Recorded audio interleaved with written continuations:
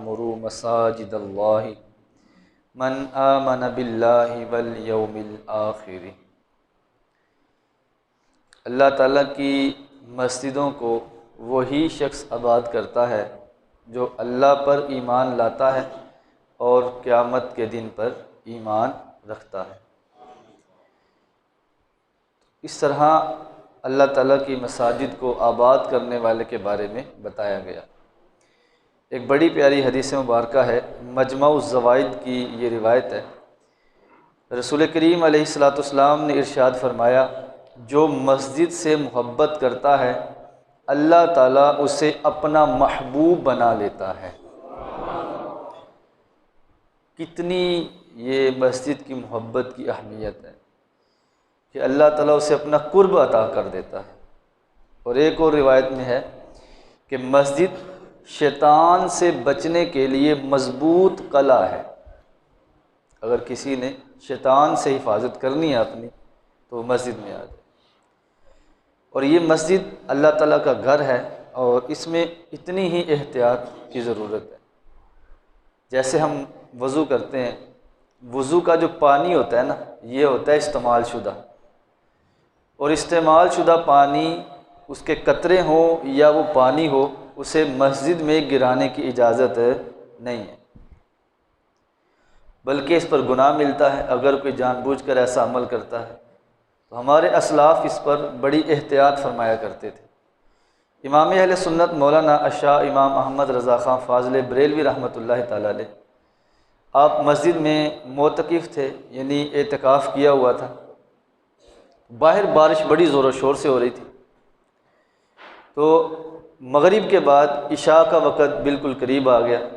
اب آپ نے عشاء کے لیے وضو بھی کرنا ہے، اور باہر بارش جو ہے وہ بڑی تیزی سے برس رہی ہے اور ٹھنڈ بھی ہے، تو آپ باہر بھی نہیں آ سکتے تھے کہ باہر آ کر وضو خانے میں جا کر وضو کر لیتے۔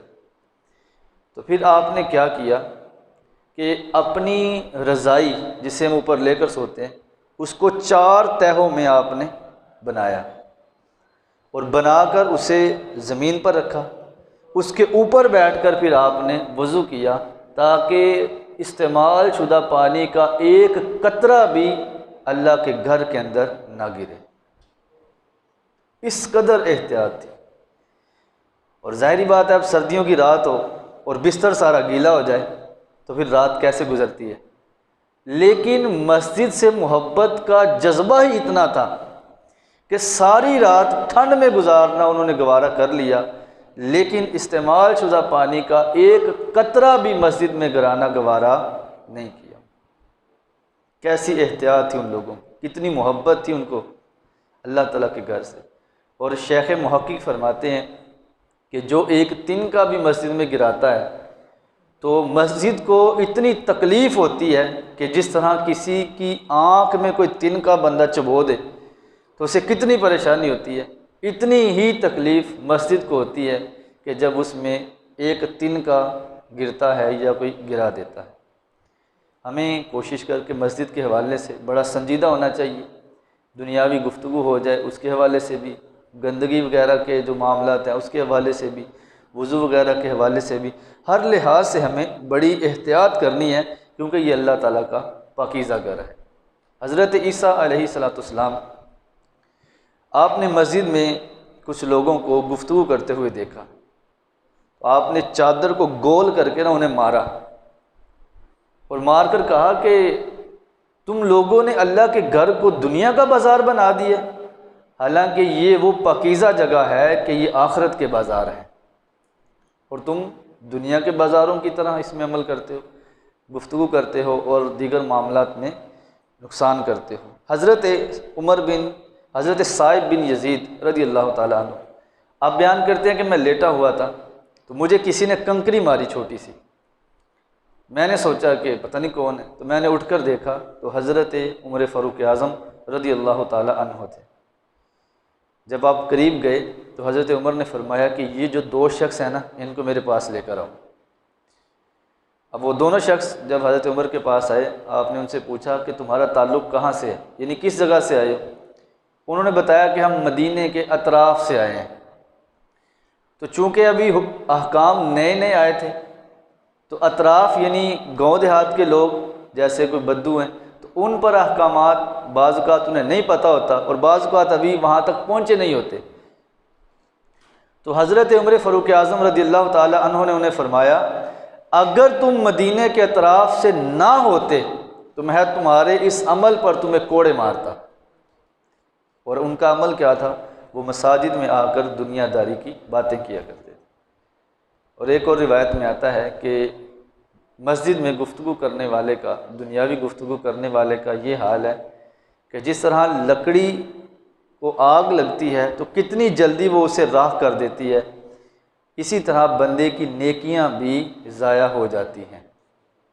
اور ایک اور روایت میں ہے کہ جس طرح ایک چپایا گھاس کو جلدی جلدی سے کھا کے ختم کر دیتا ہے، اسی طرح مسجد میں دنیاوی باتیں کرنے والے کی نیکیاں جلدی جلدی سے ختم ہو جاتی ہیں۔ اور ایک روایت میں آتا ہے کہ لوگوں پر ایک ایسا بھی زمانہ آئے گا کہ لوگ مسجد میں آ کر دنیا کی باتیں کریں گے، اور فرمایا کہ ایسے لوگوں کے پاس نہ بیٹھنا کیونکہ انہیں اللہ سے کوئی کام نہیں ہے، یہ اپنے معاملات دنیا میں کرنے آئے ہیں، مسجد میں آئے ہیں، یہ تو اپنے جو وہ آخرت کو برباد کرنے آئے ہیں۔ تو ایسے لوگوں کے پاس نہ بیٹھنے کے لیے میں کہا گیا کہ ان کے پاس بیٹھنا نہیں ہے۔ کیوں نہیں بیٹھنا؟ کہ مسجد میں انسان آتا ہے اللہ کو راضی کرنے کے لیے، تو جب انہیں اللہ سے کام ہی نہیں ہے، یہ تو آئے ہی دنیا داری کے لیے ہیں، تو لہٰذا ان کے پاس بیٹھنے کی بھی اجازت نہیں ہے۔ فتاوی فیض رسول میں لکھا ہوا ہے کہ ایک صاحب نظر بزرگ نے مسجد کو ہوا میں اڑتے ہوئے دیکھا، تو انہوں نے مسجد سے مخاطب ہو کر کہا کہ کیا بات ہے، تمہارا کام ہے زمین پر رہنا تاکہ لوگ تمہارے اندر سجدے کریں، نماز پڑھیں، تلاوت قرآن کریں، اور تم ہو کہ آسمان میں اڑتی ہوئی جا رہی ہو۔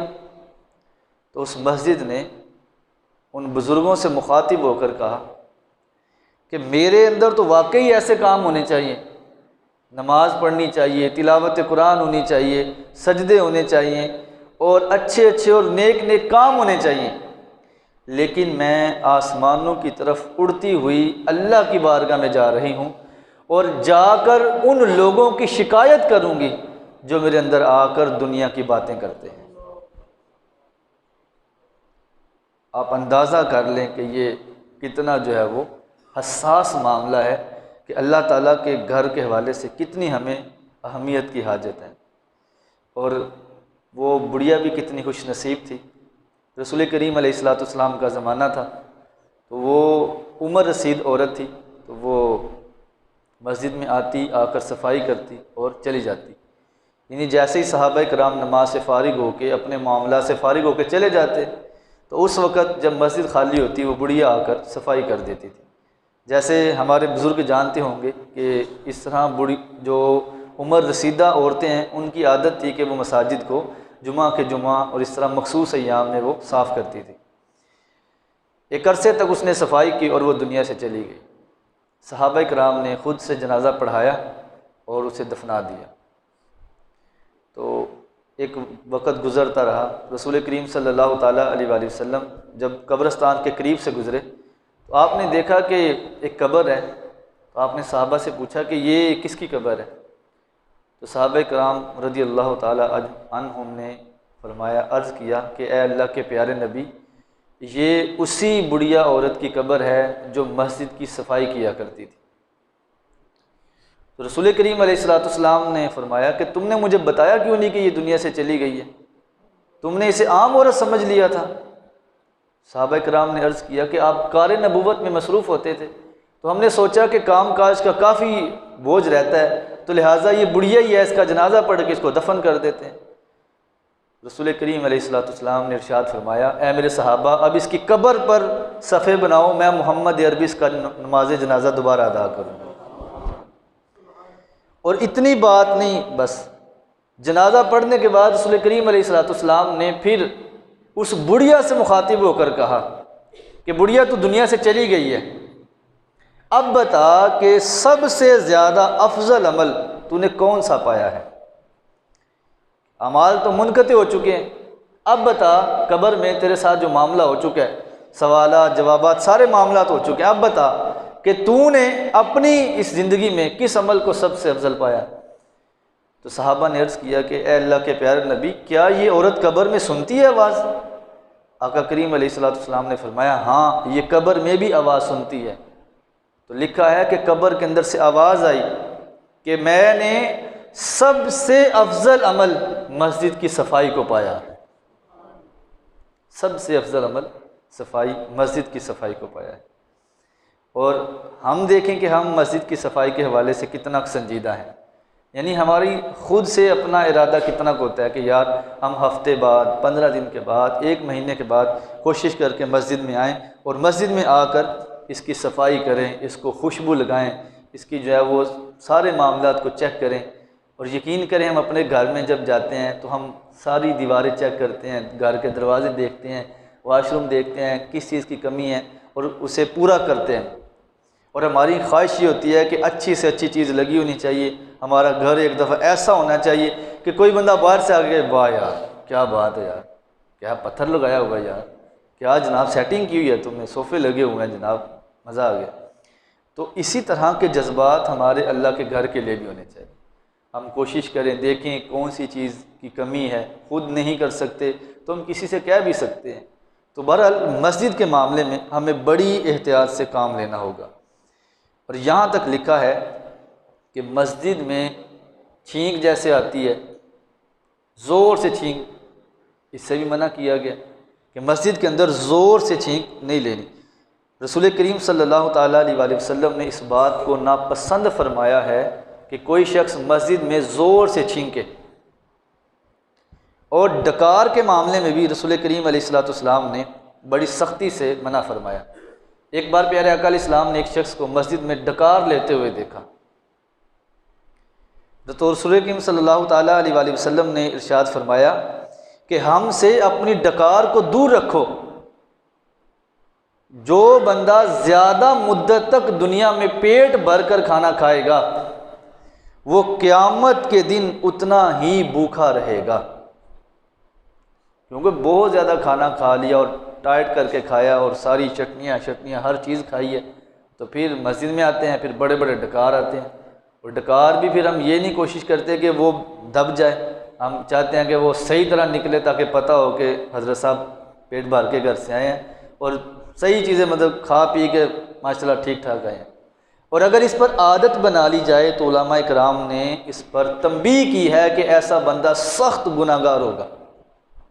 ایک آدھ بار اور بلا قصد اگر نکل جائے تو وہ اور معاملہ ہے، اور اگر عادت ہے تو پھر ایسا بندہ سخت گناہ گار ہوگا کہ جو ان معاملات کو بقصد کرتا ہوگا۔ اور آخری بات ہے کہ حضرت سری سکتی رحمۃ اللہ تعالیٰ علیہ یہ اولیاء میں بڑے کمال کے ولی گزرے ہیں۔ ایک دفعہ نا آپ مسجد میں بیٹھے ہوئے تھے تو تھکاوٹ کے آثار آپ نے محسوس کیے، تو آپ نے نا اپنی ٹانگیں یوں سیدھی کر دی، تو ہاتف غیب سے آواز آئی کہ اے سری سکتی، بادشاہوں کے دربار میں بھلا ایسے بھی کوئی بیٹھتا ہے؟ اتنی گفتگو جب ہوئی تو حضرت سری سکتی نے اپنے پاؤں فوراً سمیٹ لیے، اور لکھا ہے کہ جب تک زندہ رہے آپ نے کبھی بھی مسجد میں دوبارہ پاؤں نہیں پھیلائے، پھر اسی طرح سمیٹ کر ہی رکھے۔ تو ہمارے نوجوان بھی ایسے ہوتا ہے، جب سے محفلیں ہوتی ہیں مثال کے طور پہ ختم ہوتے ہیں، چلے جن کا عذر ہے وہ ٹیک لگا سکتے ہیں، بوڑھے ہیں یا کمر کا آپریشن وغیرہ ہوتا ہے یا کوئی ایسی مجبوری ہے، لیکن یہاں ہمارے 12 سال کے بھی بوڑھے ہیں، 15 سال کے بھی بوڑھے ہیں، 18 سال کے بھی بوڑھے ہیں، 20 سال کے بھی بوڑھے ہیں، 22 سال 25 سال تک کے بوڑھے ہیں۔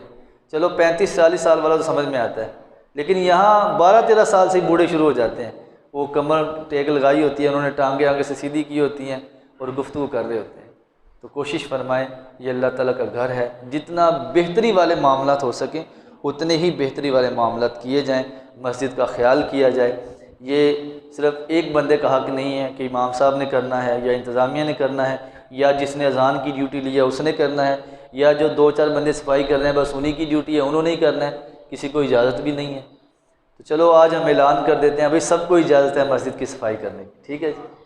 تو لہٰذا کوشش کریں کہ 15 دن میں ایسی کوئی ترکیب بنائیں کہ ایک ٹیم بن جائے، باقاعدہ صرف کے ساتھ اس کو دھویا جائے، مسجد کو کلین اٹھا لیے جائیں، 1.5 2 گھنٹے کے اندر پوری مسجد کی صفائی ہو جاتی ہے، تو صفائی کی صفائی ہو جائے گی، انشاءاللہ ہماری آخرت بھی آباد ہو جائے گی۔